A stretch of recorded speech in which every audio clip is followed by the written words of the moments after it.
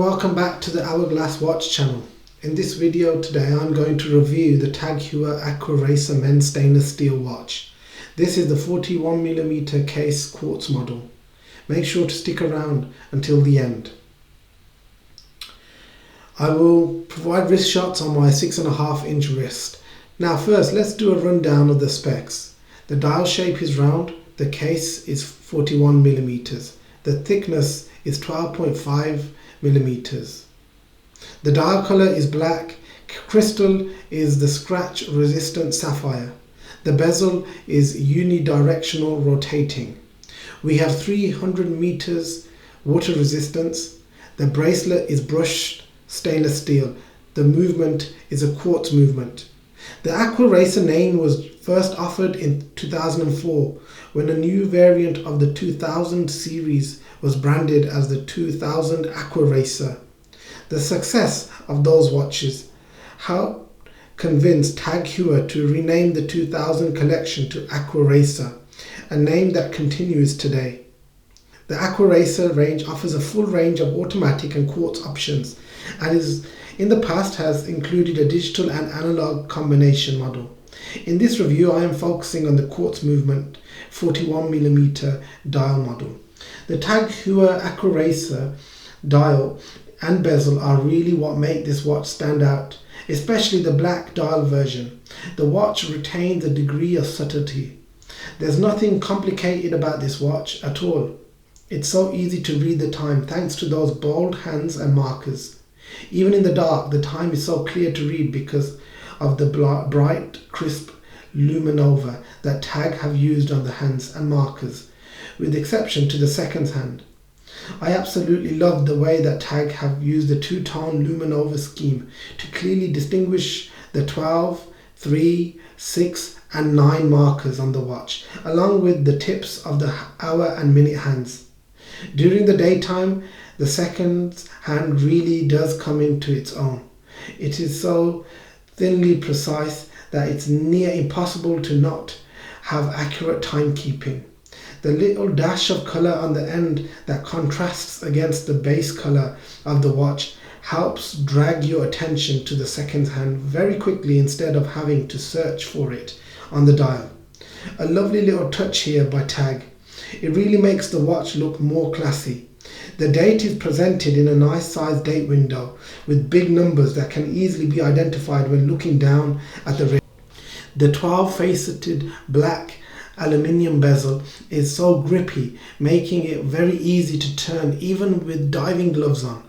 As for the steel work on the watch, it's nothing less than art. Polished and brushed elements throughout the whole of the case and dial is absolutely stunning.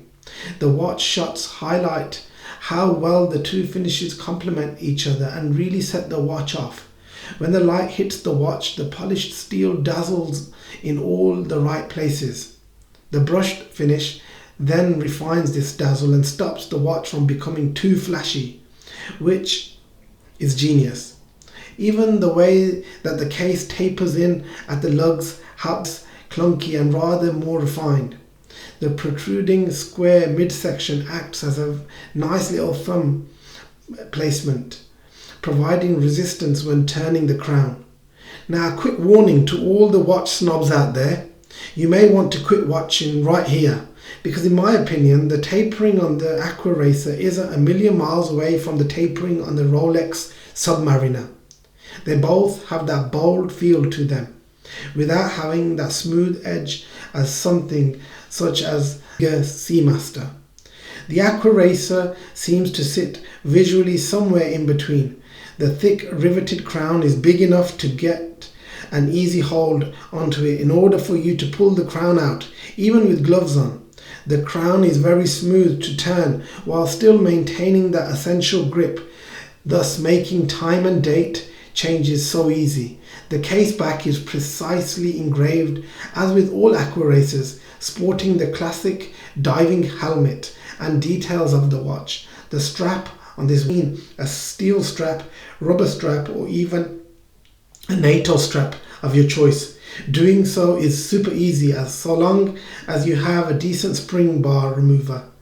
This steel bracelet is very sturdy and robust, without being too weighty. In fact, I would go out on a limb and say that the strap is fairly light for a steel strap. As for the links, the lugs fit nice and snug. Absolutely no play at all, and the links taper nicely from the lugs to the clasp, where they get slightly smaller. Similar to the steel on the case, the strap and clasp feature a contrast of brushed and polished steel, which uplifts the strap from having a dull, boring feel and helps it to synergize with the body of the watch more. The clasp is very smart and simple, branded with the tag Heuer wording. It is very simple to operate by pressing in the two clips to release the extension arm. A further tug helps to reveal the diving extension.